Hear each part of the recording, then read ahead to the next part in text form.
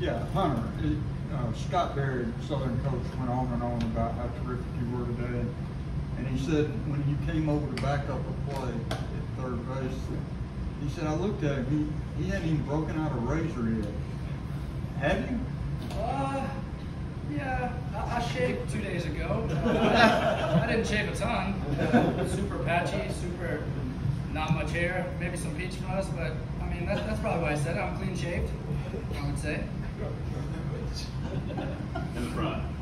Mike, I think it was about 2 months ago you completely abandoned the concept of starting pitchers, and now you throw back-to-back shutouts in the Super Regional. I know it's a really long process of how things turned around, but how did this turnaround happen in the East? And I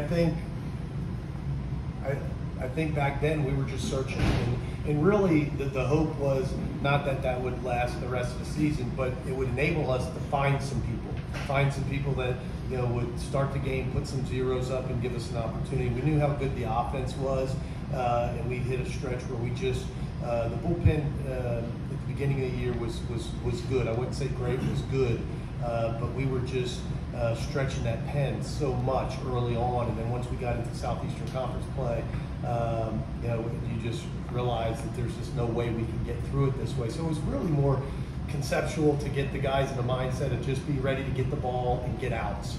And the hope was that some guys would, rise from that. And of course, DeLucia and Elliott did. Mike, I know you said this is not about you, but I'm wondering, when you are focused on the grind and just winning games with this team, do you hear detractors? Do you hear criticism? Have you heard that of you? I don't.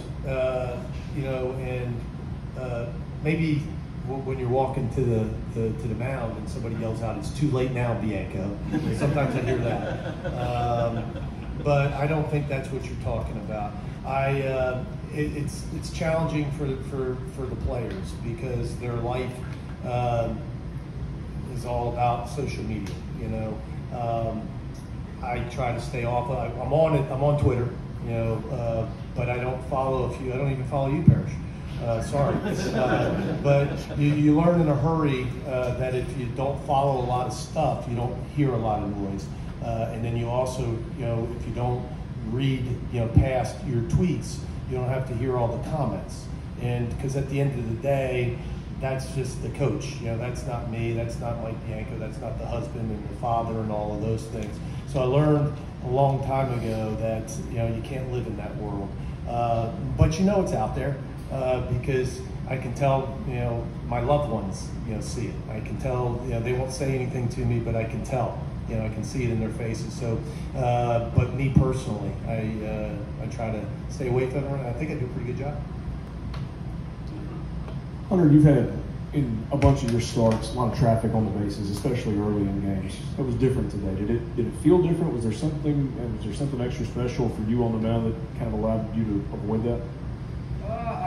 My big thing going into the day was try to avoid as many 3-ball counts as I can. And I went back and looked, and I think I had 3 3-ball counts. So the reason I always have a lot of traffic and stuff is because I walk a lot of guys, and I've hit a few guys. But my biggest mindset and my biggest thing today was just flood the zone, attack them with my best stuff, whatever I got that day, and stay out of 3-ball counts. So it was nice.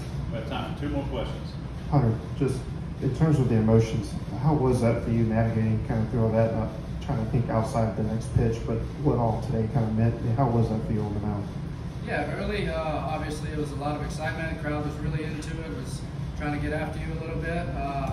But I think one of the biggest things for me is throwing up a 0 in the first, and then trying to act like it's just another game. Obviously it's not, but just trying to act like it's just another game, go by pitch, and I think I did a good job of that today. Coach, I think over the past 3 weeks, y'all are undefeated in the Navy uniforms. Is it safe to say that's going to be the first one you wear going to Omaha? It wasn't superstition. He always wears Navy. It's DeLucia that screwed it up this weekend. It was actually on the itinerary for us to wear red yesterday, and as Lucia can do, he said, I think we'll just wear Navy. But we wore Navy down. Lucia usually wears red, but the home team selects. So against Arizona, they selected to wear red, so we had to wear Navy. Of course, he wore Navy. Then we wore, I think, red in the championship down there. So it hasn't all been Navy. so I got a little heat. Why aren't you wearing the powders? It's, I'm sure we'll pull out the powders at some point, and we'll see what happens.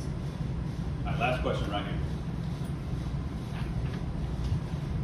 Mike, you mentioned the players, but 7-14 during those couple of weeks, what kind of attitude or message did you try to bring every day? I mean, what was the, just sort of the tone you wanted to set with them during that period of time?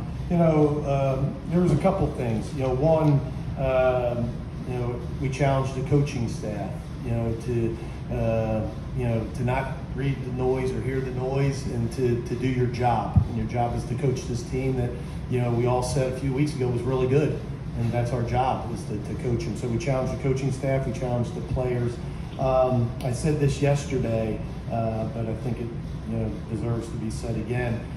Through all of that, as I look back on those moments, those tough weekends where we would win on Friday and lose a close game Saturday, lose a close game Sunday, and lose another weekend, I don't remember a time.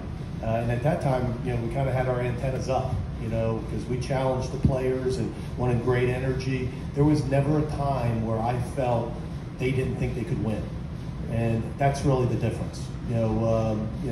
Through the tough times, whatever it was, if we weren't pitching well or we weren't hitting well, I don't remember a time looking in our dugout, even if we had just given up a lead early or whatever it was. I don't remember, looking in the dugout and going, man, I don't know if we can win.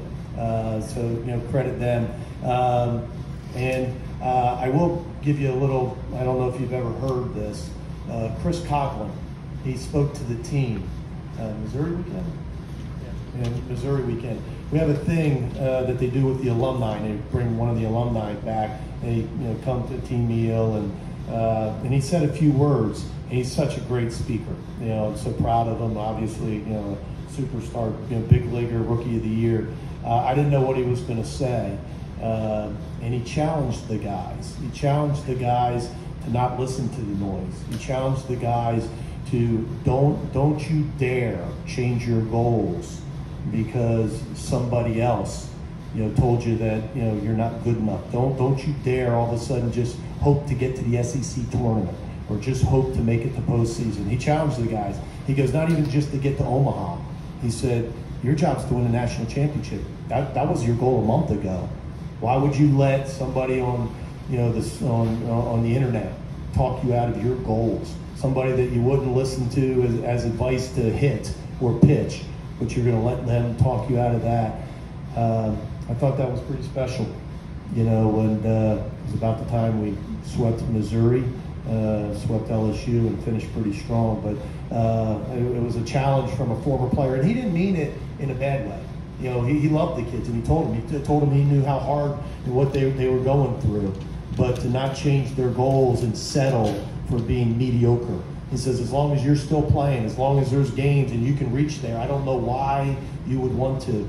And he's stayed in touch through this whole thing, sending me texts during the regional and during the super regional, and the phone's buzzing now, and I'm sure one of them's from Chris Coughlin. So it was a pretty neat moment for us. And to the media, thank you guys for all your coverage this week.